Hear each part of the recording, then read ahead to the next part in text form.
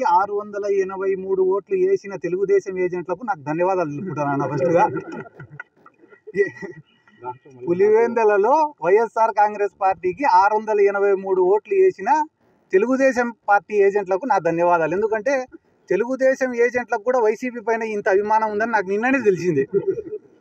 కాబట్టి ముందుగా వాళ్ళకి ధన్యవాదాలు తెలుపుకుంటానా.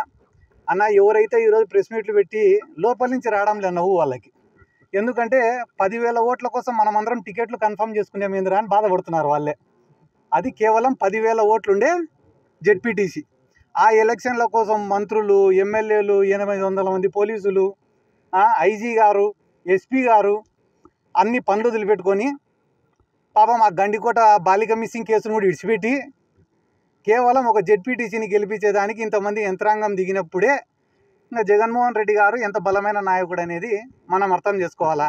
ఏదో పులివెందులలో జగన్మోహన్ రెడ్డి గారికి అవమానం చేస్తే వైఎస్ఆర్ కాంగ్రెస్ పార్టీ కథ అయిపోతుంది అని అనుకోవడం వాళ్ళ మూర్ఖత్వం. నేను గతంలో చెప్పినా మళ్ళీ చెప్తున్నా, నంద్యాల బై ఎలక్షన్లో కూడా జగన్మోహన్ రెడ్డి గారిని ఓడగొట్టేదానికి మొత్తం రాష్ట్రంలో ఉండే యంత్రాంగం అంతా దిగి ఓడగొట్టినారు. ఆ రోజు ఓడగొట్టిన తర్వాత సంవత్సరం రోజులకే ఎన్నికలు వస్తే 151 సీట్లు, అదే నంద్యాలలోనే 35,000 మెజారిటీ.